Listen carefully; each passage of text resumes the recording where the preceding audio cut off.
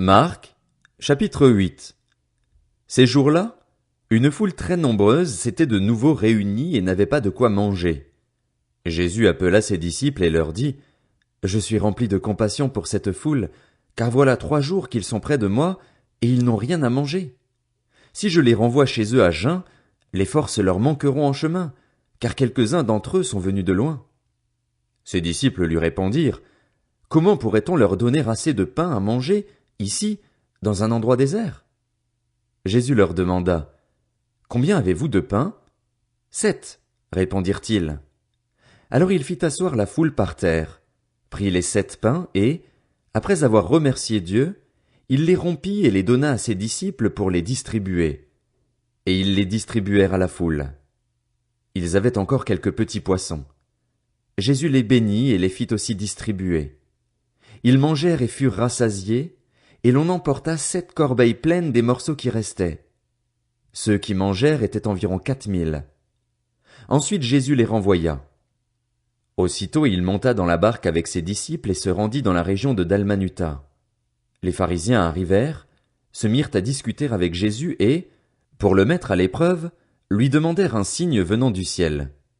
Jésus soupira profondément dans son esprit et dit, « Pourquoi cette génération demande-t-elle un signe? Je vous le dis en vérité, il ne sera pas donné de signe à cette génération. » Puis il les quitta et remonta dans la barque pour passer sur l'autre rive. Les disciples avaient oublié de prendre des pains. Il n'en avait qu'un seul avec eux dans la barque.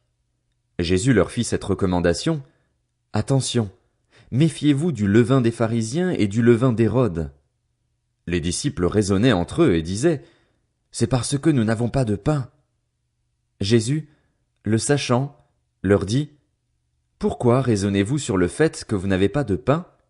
Ne comprenez-vous pas et ne saisissez-vous pas encore? Avez-vous encore le cœur endurci? Vous avez des yeux et vous ne voyez pas? Vous avez des oreilles et vous n'entendez pas? Ne vous rappelez-vous pas? Quand j'ai rompu les 5 pains pour les 5000 hommes, combien de paniers pleins de morceaux avez-vous emporté? 12, lui répondirent-ils.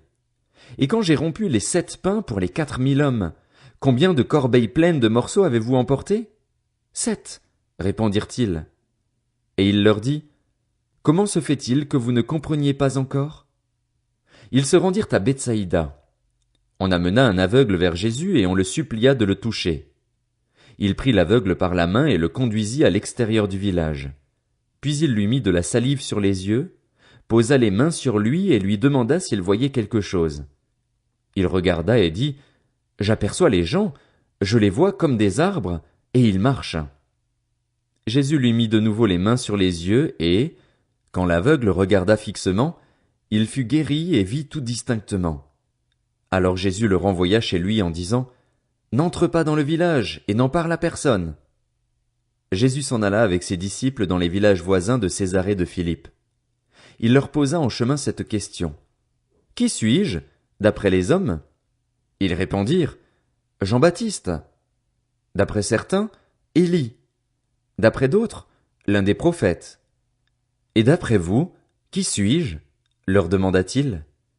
Pierre lui répondit, « Tu es le Messie. » Jésus leur recommanda sévèrement de n'en parler à personne.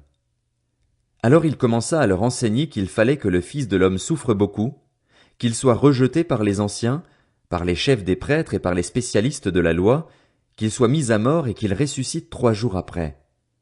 Il leur disait cela ouvertement.